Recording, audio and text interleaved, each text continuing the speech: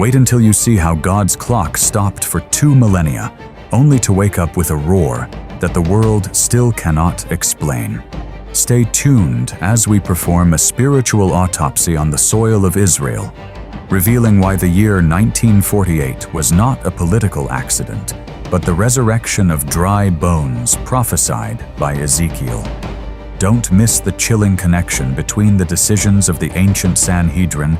and the tensions tearing the Promised Land apart today. This is the Bible teaches. You feel the dry heat of the Judean desert whipping your face, carrying with it the mineral scent of stones that hold memories of empires that no longer exist, while your feet sink into the sand that seems to whisper secrets of millennia.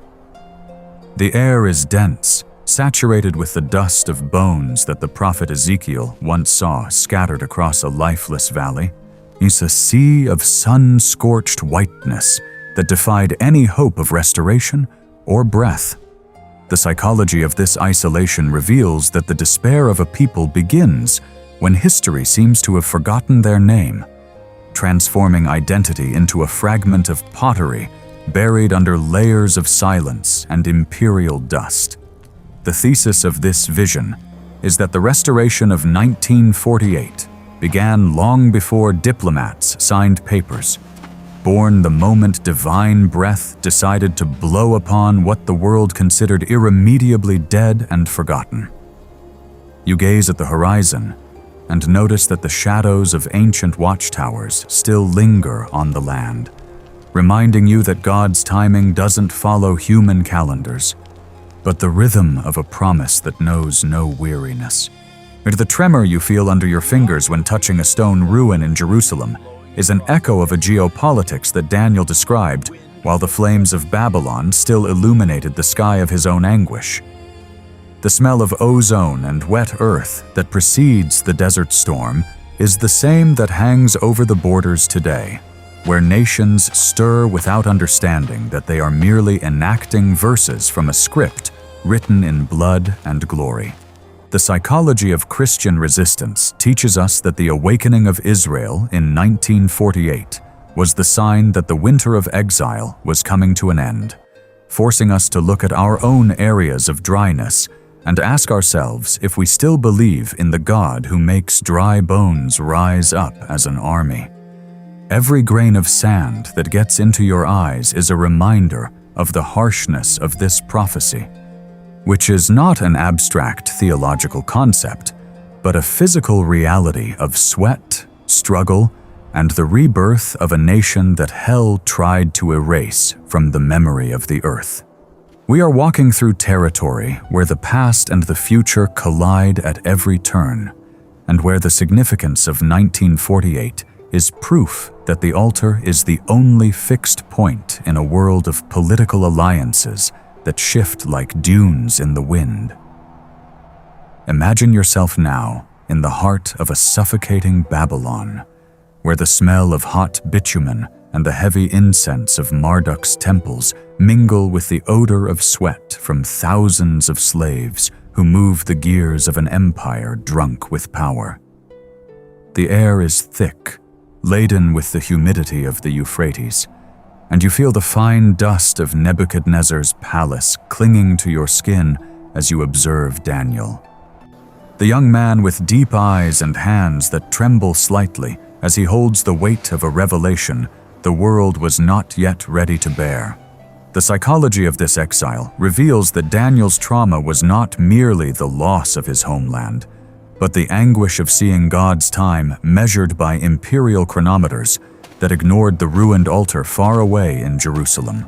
The thesis of this section is that the geopolitics of 1948 were sketched in whispered prayers at windows open to the east, where one man chose fidelity to the unseen, while the world around him celebrated the eternity of a throne made of clay and gold.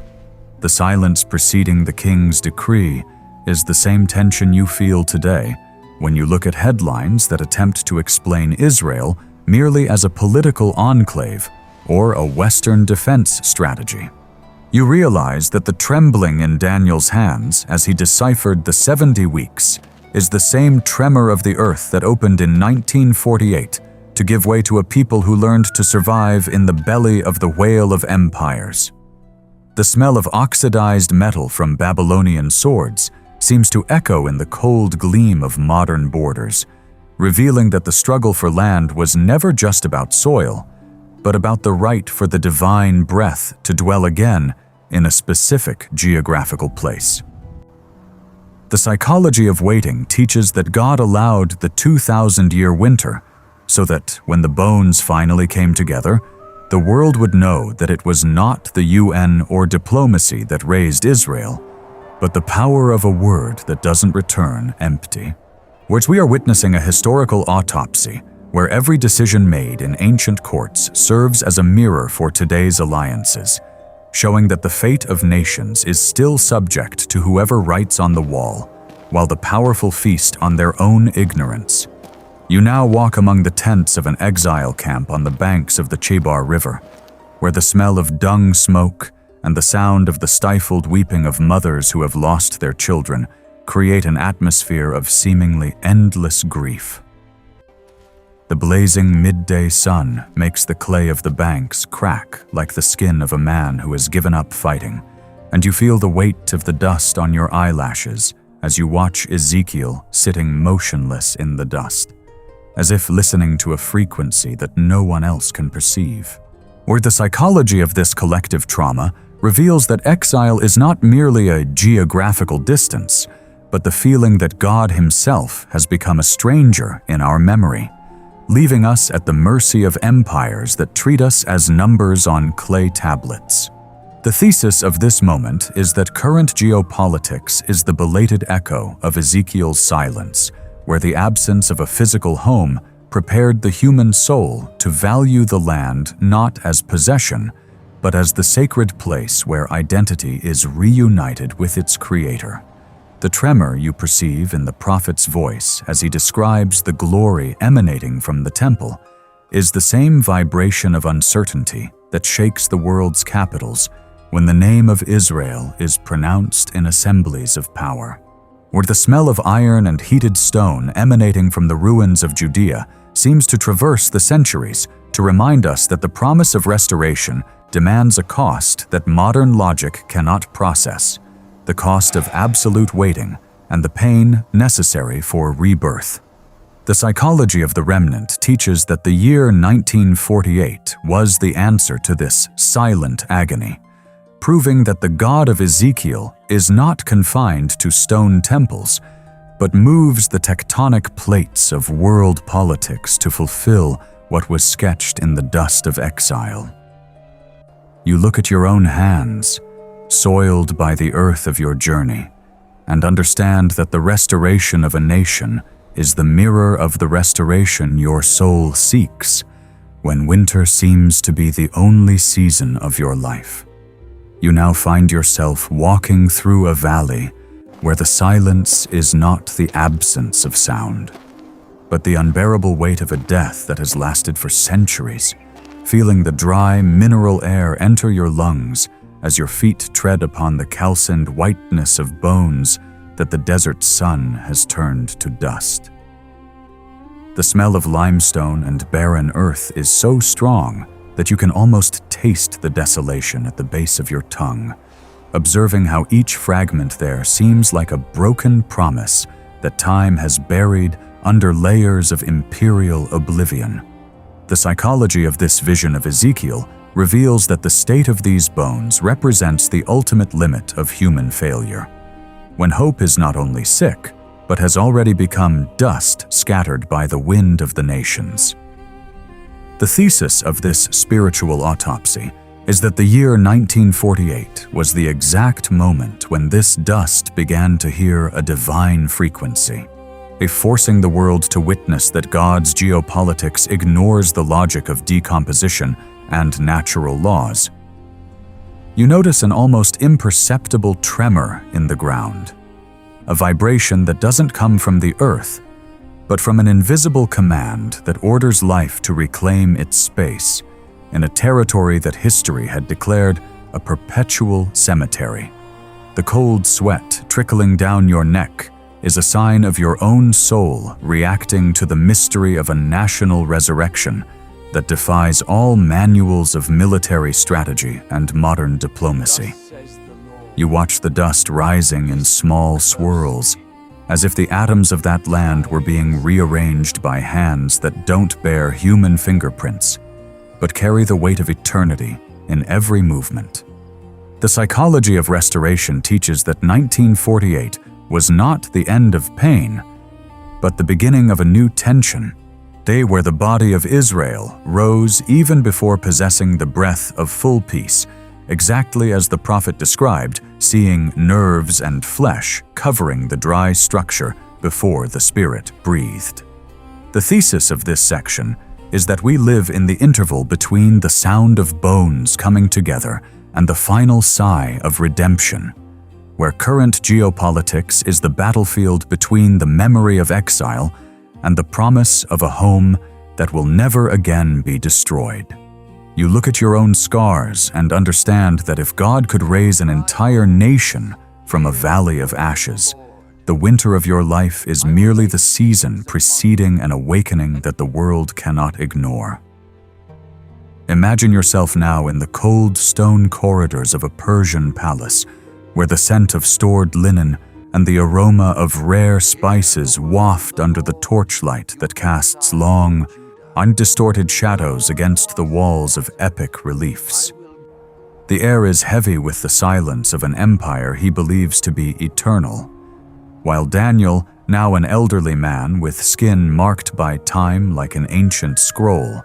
pores over scrolls of prophecy with eyes burning with an urgency that Darius's gold cannot satisfy. The psychology of this moment reveals that the prophet's true anguish wasn't the end of his own life, but the understanding that the time of nations is a complex mechanism of spiritual gears that only move when heaven gives the final order. The thesis of this section is that the geopolitics of 1948 was the snap of one of these gears that Daniel saw through tears and fasting, a sign that humanity's invisible exile was entering its final phase. For you feel the trembling in the prophet's hands as he traces the numbers of a time that stretches across centuries, realizing that the year 1948 was the materialization of a calculation made in the secrecy of a room guarded by guards who didn't know that their empire was just dust compared to the promise. The smell of melting wax and the sound of the quill scratching the papyrus create an atmosphere of a sacred conspiracy against the oblivion that nations try to impose on the people of the altar. You realize that Daniel's resistance amidst the bureaucracy of a foreign government mirrors Israel's resistance throughout 2,000 years of dispersion, where every fragment of culture and prayer was guarded like a treasure in a land that did not belong to them. But the psychology of exile shows us that the year 1948 was not just a military victory, but the moment when Daniel's clock started ticking again before an astonished world audience that believed the time of prophecy had run out in the desert. The thesis of this historical autopsy is that God's geopolitical control manifests itself in the precision with which he resurrects dead nations at the exact second that history reaches its point of spiritual maturity. You look at your own seemingly dormant hopes and understand that if Daniel could see 1948 from the shadows of Persia, there is nothing in your present that is beyond the reach of the stopwatch of the one who governs the breath and destiny of men. You now find yourself in a low-ceilinged room, where the air is stifling and the smell of human sweat mingles with the odor of oil lamps that have been burning for hours, casting uneasy shadows on the wrinkled faces of men who carry the destiny of a people in their trembling hands. The sound of the wind outside, howling through the cracks in the windows of Jerusalem,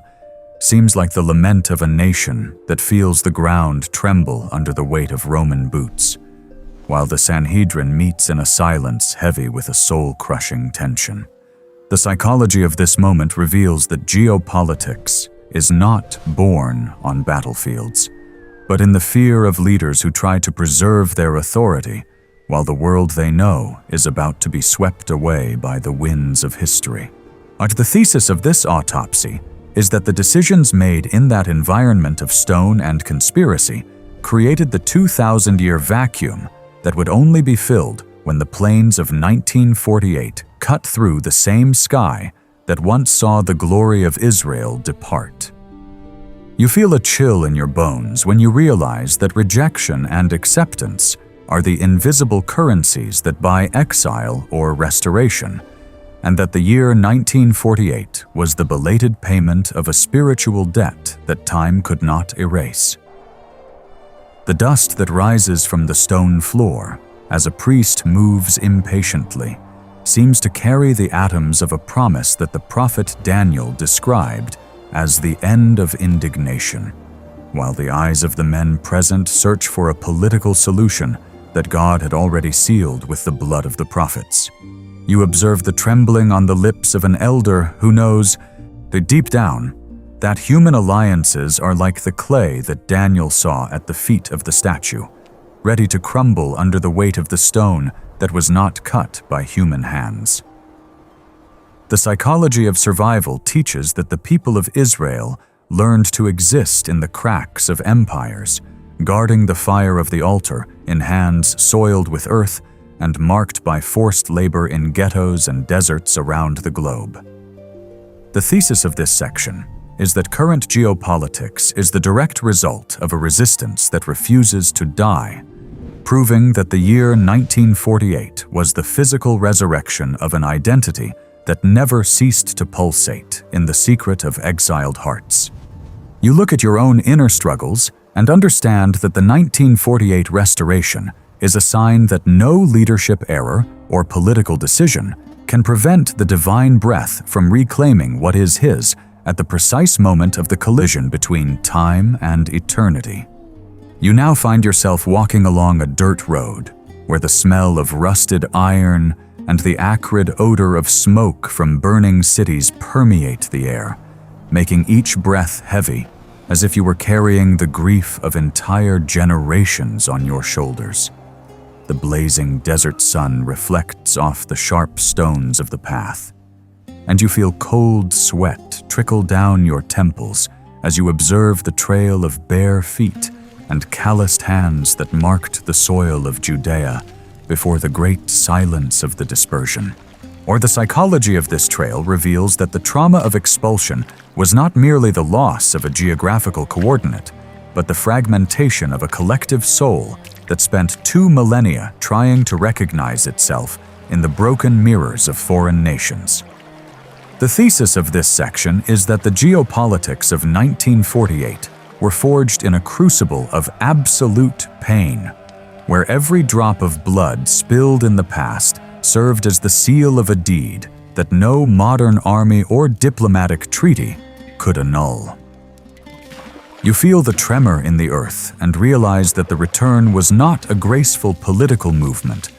but a violent birth amidst the ashes of a world that believed it had definitively buried the hope of Israel under the weight of death ideologies. And the smell of mineral dust and worn clothes that never fully dry creates an atmosphere of a journey that defies biology and the logic of survival, where the man with tired eyes and earth-stained fingernails refuses to forget the name of his origin. You realize that the resistance that led to the year 1948 was fueled by a kind of memory that doesn't reside in books, but in bones, a biological certainty that divine breath would still reclaim the clay of that specific land. The psychology of persistent pain teaches that the national awakening was the answer to centuries of humiliation, transforming the fragility of the exile into the strength of a soldier fighting not for expansion, but for existence. The thesis of this historical autopsy is that current geopolitics is the result of a spiritual forge where the fire was persecution and the hammer was the prophetic word of Ezekiel and Daniel echoing in the void of the ages. You look at your own hands and understand that the restoration of 1948 is a reminder that the scars you carry today may be the foundation of a new era that the world doesn't yet have eyes to see, but which heaven has already declared inevitable. You now find yourself under the colossal shadow of a triumphal arch in Rome, where the smell of damp marble and the odor of horses and the sweat of the Praetorian Guard create an atmosphere of brute force believed to be eternal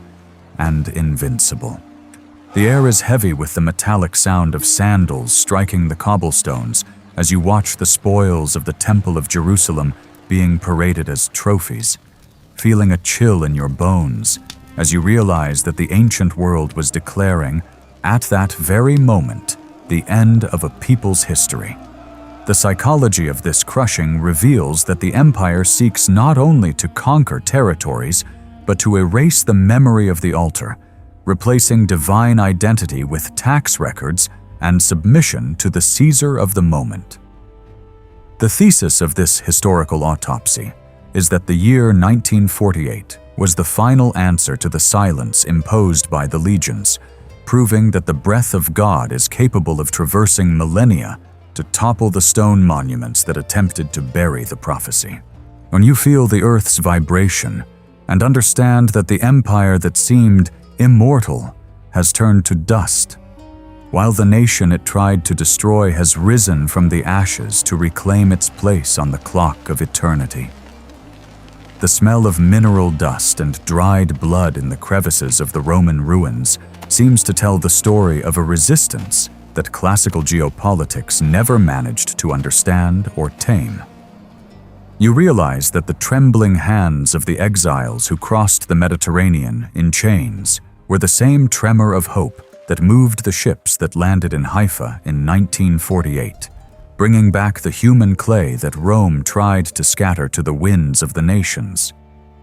The psychology of survival teaches that the people of the altar were forged in the fire of an oppression that tried to transform their name into a historical mistranslation, but which ended up serving only to temper the steel of their national will. The thesis of this section is that current geopolitics still grapples with the ghosts of those empires that tried to govern the destiny of Israel, ignoring that the God of Daniel uses the ruins of yesterday as fertile ground for the miracle of tomorrow. You look at your own inner ruins and realize that the 1948 restoration is a sign that no human power, however monumental it may seem, can prevent the rebuilding of what heaven has promised to keep alive. You now find yourself before a monumental structure that defies gravity, a statue whose golden head shines with a hypnotic glow under the Babylonian sun, but whose feet, down below, seem strangely out of place, made of a crude mixture of iron and baked clay. And the smell of hot metal and the odor of dry earth emanating from the base of the image create an atmosphere of impending instability, as if the weight of all human history were being supported by a foundation that refuses to crumble.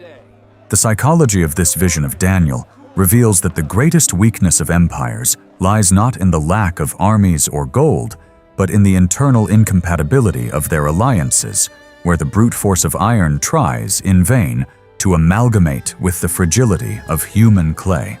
The thesis of this geopolitical autopsy is that the resurgence of Israel in 1948 was the stone that struck precisely this breaking point, proving that the world order established by men is merely a facade of power about to be disintegrated by an intervention that does not obey the laws of conventional politics. Yet you feel the ground tremble beneath your feet as you realize that Daniel's statue is not a monument of the past, but an exact map of the tensions that today define the precarious balance of nations. Cold sweat trickles down your face as you watch the cracks spreading across the statue's feet, listening to the dry sound of clay crumbling under the pressure of an iron that never learned to embrace. You realize that the geopolitics of 1948 were the trigger that exposed this fragility, forcing world powers to choose between the rigidity of control and the fluidity of a spiritual promise they cannot contain or process. The psychology of power teaches that the fear of a sudden fall is what drives today's treaties and wars, while the world watches, stunned, at the persistence of a nation that seems to be the very stone destined to grind down what remains of imperial pride. The thesis of this section is that the significance of 1948 lies in demonstrating that divine breath can topple the most imposing structures through something that seems small and insignificant in the eyes of human strategists. You look at the very foundations of your life and understand that if God could shake the statue of empires to make way for Israel, He is able to restore your own soil at the very moment when the iron and clay of your history give up fighting alone. You now find yourself in a dimly lit room where the only sound is the rhythmic crackling of an oil flame battling the darkness,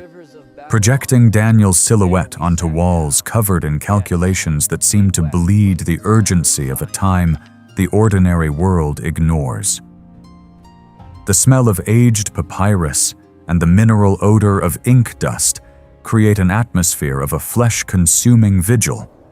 while the prophet, his face hollowed by fasting and eyes reflecting the gleam of distant stars, tries to align God's breath with the calendar of men. The psychology of this effort reveals that Daniel's pain was not a lack of information, but the weight of knowing that the redemption of his people was tied to a clock of decades and centuries that would demand a patience bordering on agony. The thesis of this prophetic autopsy is that the precision of the 70 weeks is the DNA of the geopolitics of 1948, proving that the resurgence of Israel was not an isolated event, but the mathematical fulfillment of a sentence that traversed empires and silences to manifest itself in the exact second when history reached its spiritual saturation. You feel the tremor in your fingertips when you realize that the hand that wrote on the wall of Babylon is the same one that moved the pens of diplomats and the engines of tanks in 1948, revealing that divine control is surgical, even when it seems invisible. The sweat that runs down Daniel's brow as he prostrates himself before an open window overlooking the ruins of Jerusalem carries the salt of an intercession that sustains the balance of nations to this day. You realize that the year 1948 is the physical anchor that validates each of Daniel's visions, showing that the time of nations has a geographical and spiritual limit that no human power can extend or shorten. Or the psychology of prophetic waiting teaches that God uses the great vacuums of history to forge the character of a people, preparing the soil of Israel to receive again the dry bones that Ezekiel saw, precisely when the calculation of the 70 weeks found its final echo in physical reality. The thesis of this section is that current geopolitics is a field of forces where the Daniel clock still dictates the rhythm of crises and alliances, forcing the world to look to Jerusalem as the gravitational center of a story that is being concluded before our eyes. You look at your own hopes, which seem to be lagging behind, and understand that the accuracy of 1948 is a sign that the God who counted every second for the rebirth of a nation will not fail to fulfill the timing of your own restoration. Do you now walk through an improvised construction site on Israeli soil, where the smell of fresh cement and the odor of churned earth mingle with the sweat of men and women who carry the weight of 2,000 years of exile in their feverish eyes and lime-covered hands? The air is thick with the sound of jackhammers and shouts of orders in languages that merge into a reborn Hebrew, creating an atmosphere of reconstruction that is both physical and spiritual. The psychology of this return reveals that the year 1948 was not merely the conquest of a frontier, but the beginning of a process of restitching the national soul. where each brick laid in the soil of Judah serves as a suture in a wound opened by millennia of dispersion. The thesis of this transformation is that the breath Ezekiel saw entering the restored bodies is the same energy that moved the survivors of concentration camps and ghettos to transform deserts into orchards and swamps into vibrant cities under the relentless sun of promise. You feel the vibration of the machines beneath your feet and realize that Israel's geopolitics is the manifestation of a will that refuses to be buried, proving that the clay of that land possesses a memory that human intelligence cannot erase or replace. The heat emanating from the heated stones of Jerusalem seems to pulse with the rhythm of a heart that has begun to beat again after a death declared by all historians of the past. You observe a young soldier whose fingernails are dirty with earth and whose uniform bears the dust of a journey that began in Patmos and ended in Tel Aviv. Realizing that he is the living embodiment of the vision where nerves and flesh covered the dry bones before the Spirit breathed. The psychology of sacred occupation teaches that Israel's presence in current geopolitics is the thorn in the flesh of a world that prefers the order of silicon and human control over the unpredictability of the biblical miracle.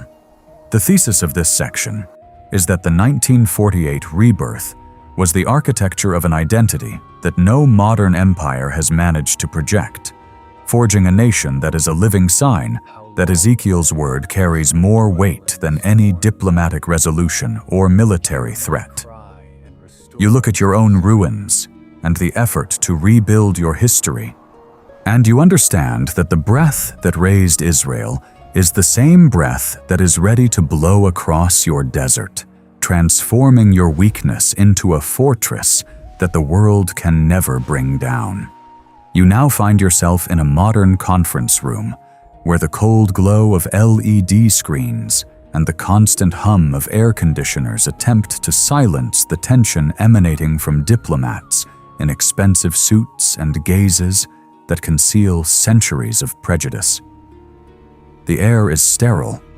but you can smell the metallic scent of anxiety and the odor of stale coffee that lingers on tables laden with maps, where Israel's borders are drawn and discussed as if they were mere calculations of energy convenience.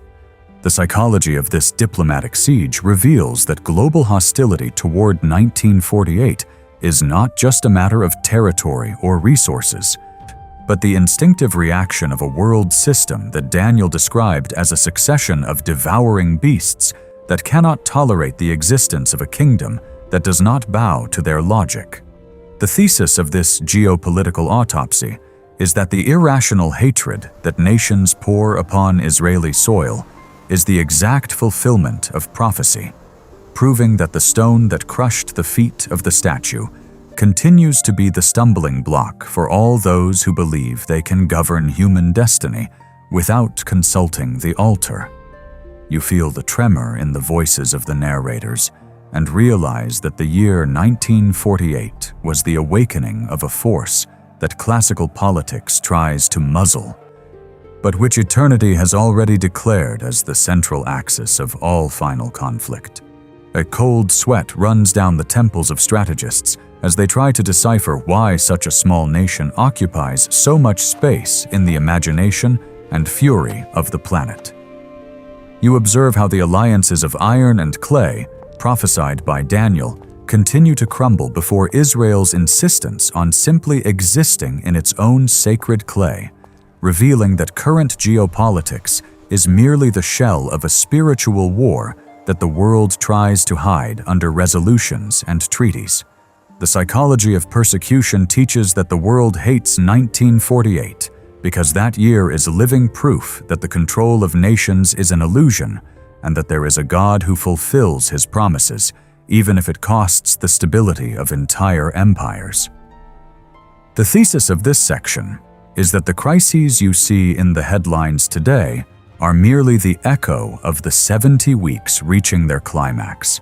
near where human resistance to the divine plan manifests itself in the form of sanctions, wars, and isolation.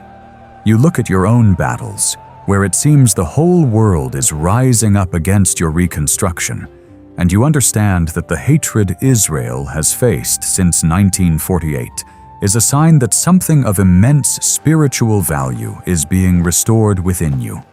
something that the empires of this world can never offer or destroy. You now find yourself in a vast chamber where the walls seem made of ice and fire, where the silence is so dense that you can hear the flow of time passing, like the roar of an underground river beneath your feet. Before you, thrones are set, and an Ancient of Days sits, robes as white as snow and hair like the purest wool, projecting a light that does not blind, but pierces every layer of your skin to expose the naked truth of your soul. The scent of ozone and the heat emanating from wheels of fire create an atmosphere of a court that does not judge with human laws, but with the precision of one who saw the end from the beginning and weighed the heart of each empire on the scales of eternal justice. The psychology of this trial reveals that the geopolitics of 1948 was the moment when nations were placed in the dock, forced to decide how they would deal with the rebirth of what they believed they had buried forever under the dust of history. The thesis of this vision of Daniel is that global control does not belong to those who possess nuclear weapons or central banks,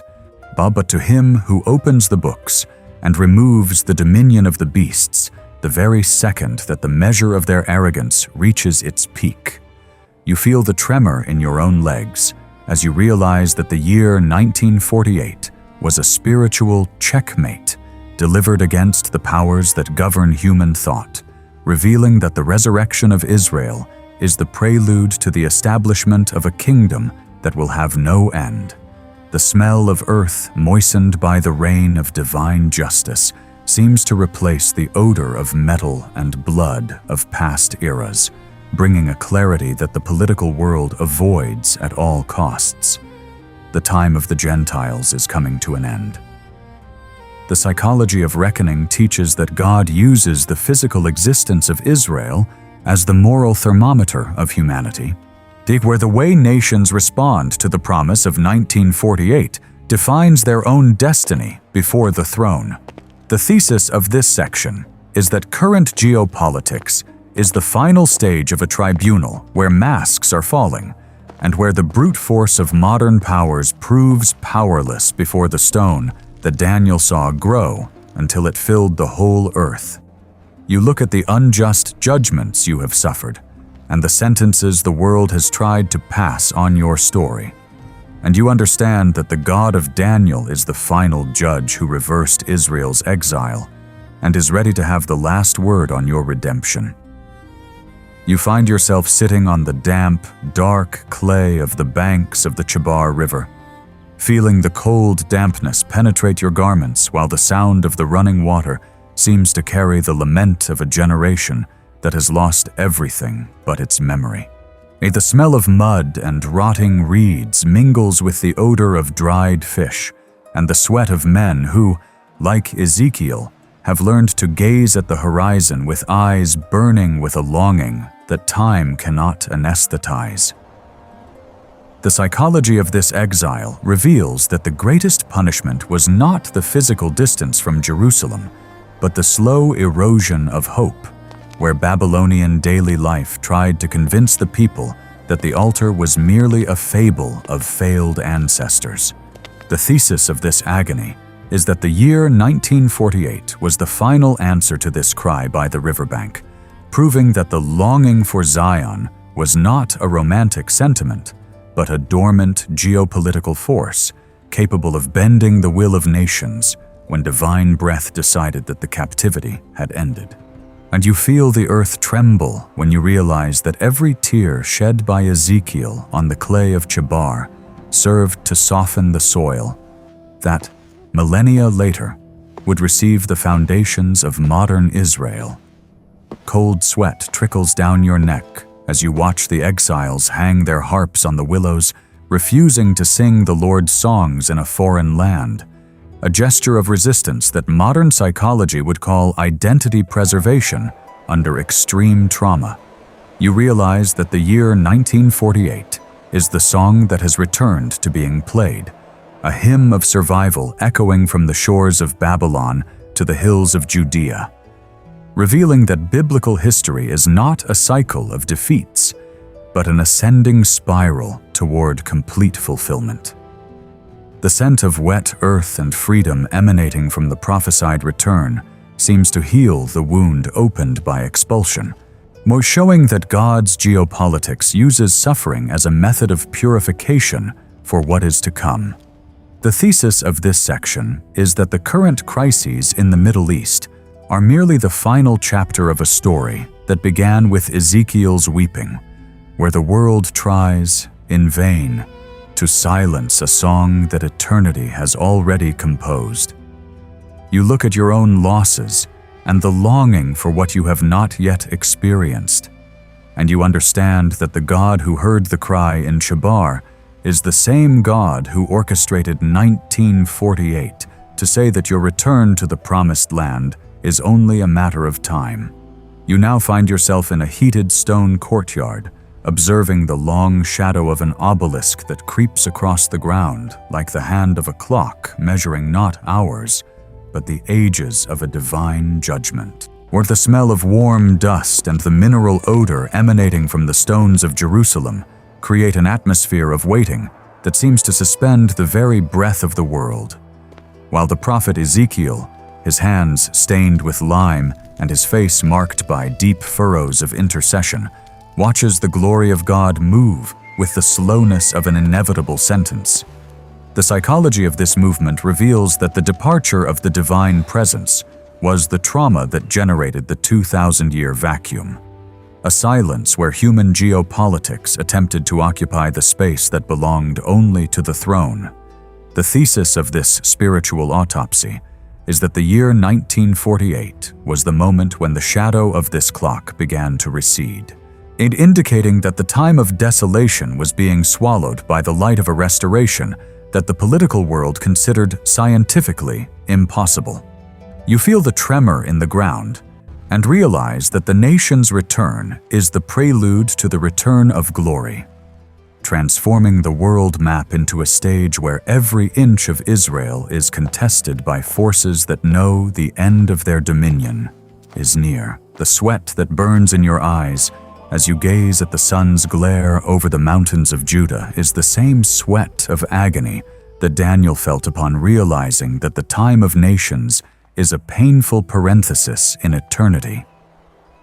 You observe how the 1948 borders were drawn with the precision of a spiritual laser, ignoring the interests of oil and power to align the clay of the earth with the papyrus of ancient prophecies. Or the psychology of national awakening teaches that Israel is not merely a country, but a living clock whose beats quicken the pulse of nations, forcing each government to reveal the true intention of its heart before the God of Jacob. The thesis of this section is that current geopolitics is the final adjustment of this clock, where global resistance to the state of Israel is, in fact, a desperate attempt to stop God's time and avoid the judgment that Daniel saw in the heavenly courts. You look at the areas of your life where time seems to have stood still in perpetual shadow, and understand that the light that shone on 1948 is ready to illuminate your present, proving that the promise of restoration is stronger than any eclipse that history tries to project upon you. You now find yourself walking along the arid slopes surrounding the valley of Jehoshaphat, where the smell of heated limestone and the odor of dry, ancient earth create an atmosphere of a cemetery waiting in absolute silence for the sound of a trumpet that history tries to ignore. The air is dense, laden with the dust of generations buried with their faces turned towards the Temple Mount, and you feel the heat of the soil seep through the soles of your shoes as if the earth itself were feverish, pulsing with the urgency of a resurrection that geopolitics cannot contain. The psychology of this soil reveals that Israel is not merely a modern state, but a geographical altar where human time and divine eternity collide violently and irremediably. The thesis of this spiritual autopsy is that the year 1948 was the reactivation of this altar, means a sign that the sacrifice of exile had been accepted, and that the divine breath was ready to transform the dust of kings into a force that challenges the balance of world powers. You realize that the tremor shaking the political structures of the Middle East today is the echo of bones moving beneath the layers of dead empires, claiming the right to rise up like the army Ezekiel described amidst despair. Sweat trickles down your face, leaving trails in the dust that covers your skin as you watch the nations crowd around this valley, trying to measure with human rulers what can only be understood by the ruler of the sanctuary. You realize that the year 1948 is the invisible boundary between profane history and the climax of biblical revelation, forcing every man and every government to admit that the fate of Jerusalem is the pivot upon which the destiny of humanity revolves. The psychology of divine occupation teaches that the return of the people to the land was not a movement of colonization, but an act of restoring a biological memory that not even death could erase during 2,000 years of absence. The thesis of this section is that current geopolitics is a desperate attempt by nations to prevent the altar from being fully rebuilt, without realizing that the cornerstone was already laid the moment the first flag with the Star of David was raised under the sun in 1948. You look at your own deserts and at the promises that seem buried under the weight of your history, and understand that the God who reactivated the altar of Israel is moving the stones of your life so that his praise may once again echo where before there was only the silence of the valley. Imagine yourself now atop a watchtower in Susa, where the scent of linen and cedar emanating from Persian palaces mingles with the odor of horses and the sweat of messengers bringing news from distant borders and warring empires. The air is heavy, saturated with the smoke of silver censers attempting to perfume a human authority that Daniel already knows to be fleeting and fragile, like the mist rising from the river at dawn. The psychology of this position of power reveals that a king's greatest fear is the anonymity of time, the realization that his crown will be swallowed by the sand and that his name will be nothing but a whisper lost on a broken clay tablet. The thesis of this vision is that the geopolitics of 1948 were sketched in the moments when Daniel refused to worship the clay throne of men, choosing instead to focus his eyes on the stone cut without hands that would one day crush all imperial pride.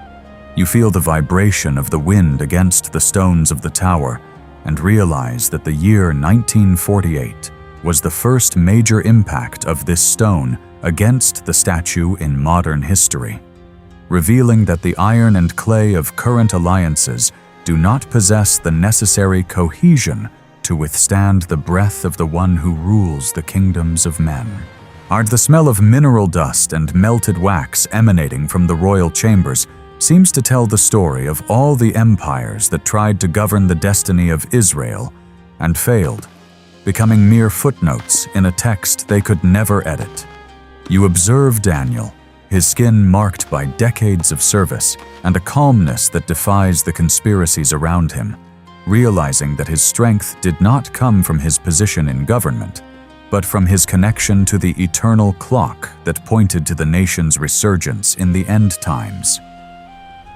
The psychology of absolute faithfulness teaches that the year 1948 is the prize of prophetic patience, proof that those who wait on the Lord are not merely passing the time, but are aligning physical reality with the will decreed in the heavenly courts. And the thesis of this section is that the geopolitical tensions that today shake the world are the result of human resistance to the truth that the kingdom of God is advancing on territory that men believed to be theirs forever. You look at your own hands, often weary from fighting against systems that seem invincible, and understand that Daniel's vision is your map to surviving the collapse of the clay thrones, knowing that your place in history is secure in the palm of the one who restored Israel against all human odds. Understood. With 41,160 characters completed by the end of Block 17, we have a solid average of approximately 2,420 characters per block. To reach the goal of 60,000 to 65,000 characters, I will drastically expand the sensory depth and layers of dirty realism in the final 3 blocks, to making them true cinematic essays on the soul and prophecy. Block 18. The East Wind and the Anatomy of Recovery. You now find yourself atop a barren hill in Galilee, where the scent of wild thyme and dry earth is suddenly interrupted by the metallic odor of aviation fuel and the heat emanating from engines roaring like hungry beasts under the 1948 sun. The air is a vibrant mass of heat and dust, and you feel the salty sweat stinging in the corners of your eyes as you watch men in makeshift uniforms, their hands bearing the scars of concentration camps and the calloused calluses of those who never had a home, but who now grip the ground with a strength that defies biology.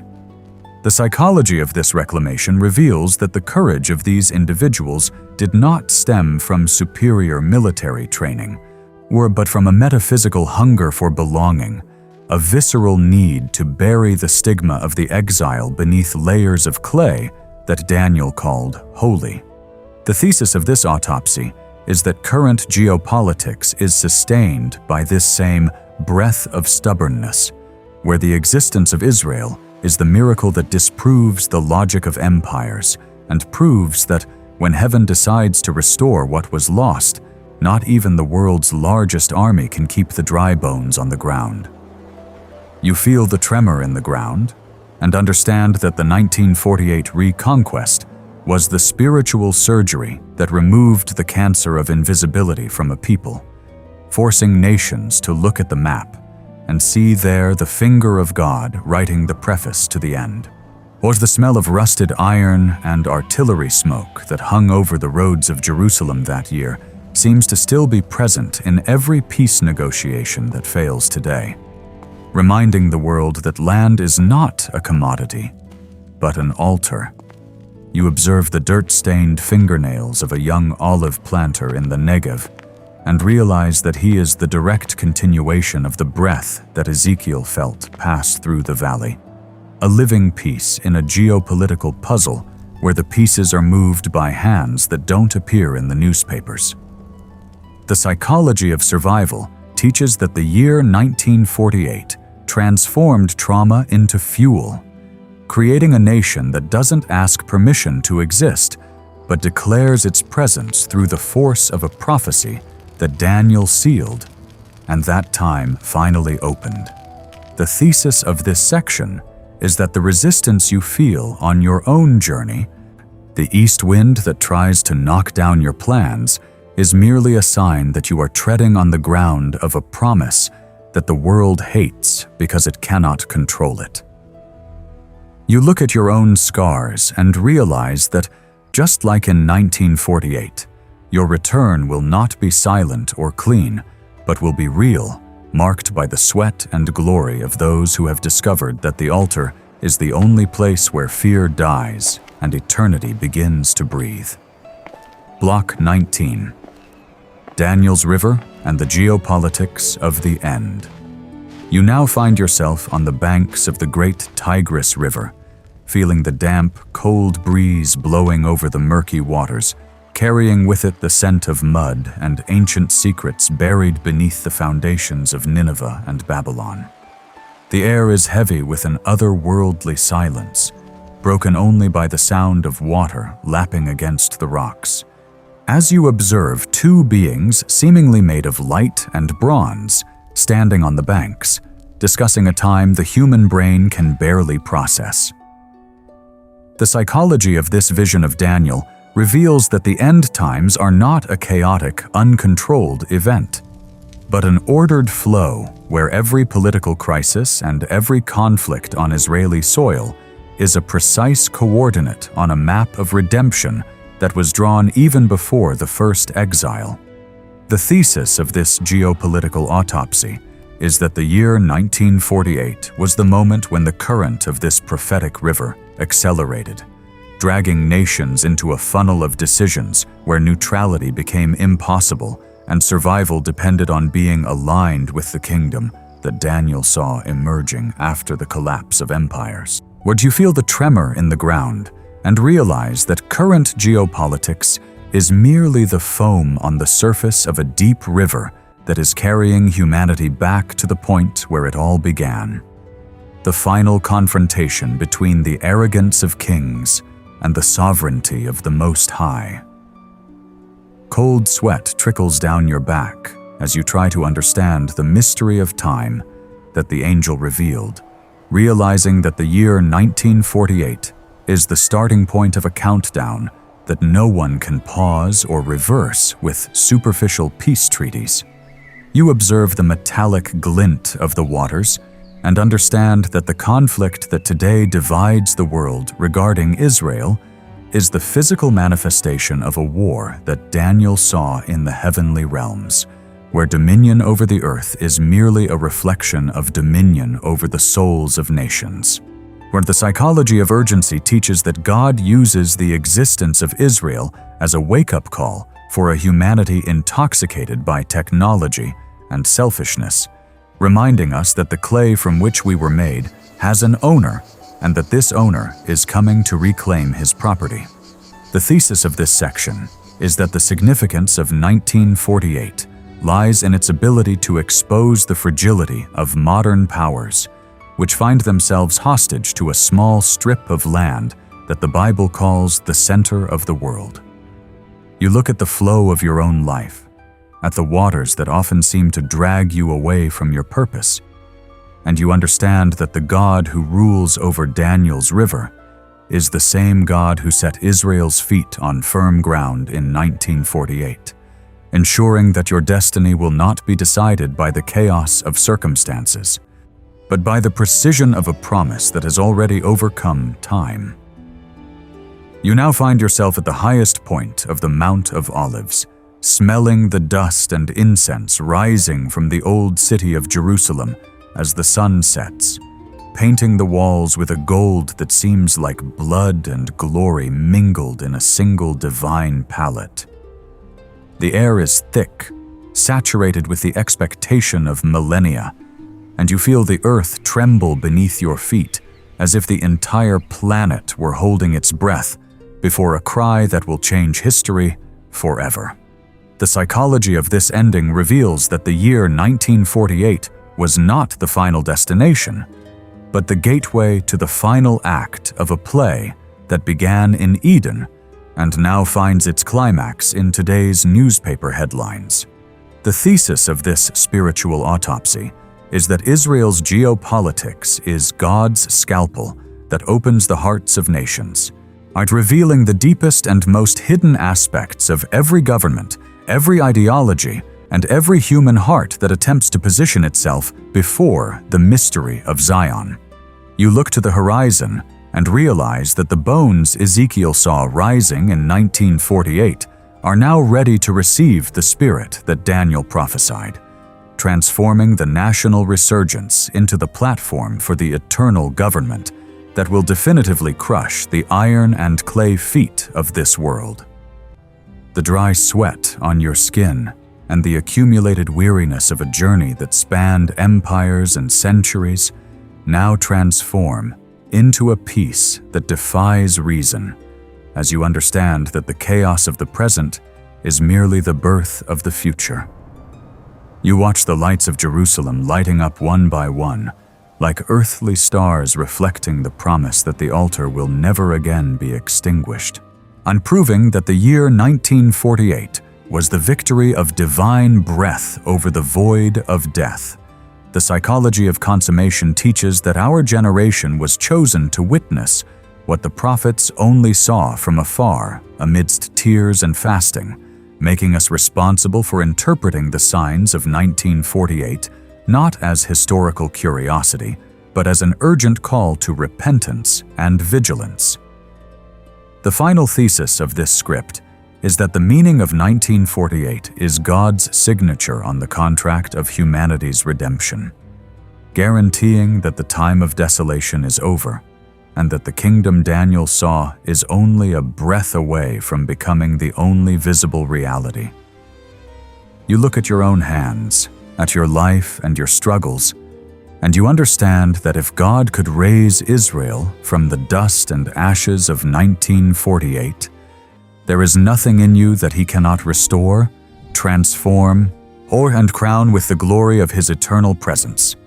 This is what the Bible teaches. The clock has not stopped. If you feel deep in your soul that these are no ordinary days, and that 1948 was only the beginning of the final roar, do not keep this to yourself. Type in the comments, "The clock is ticking."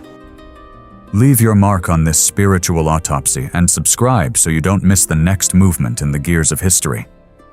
The altar is ready. Are you?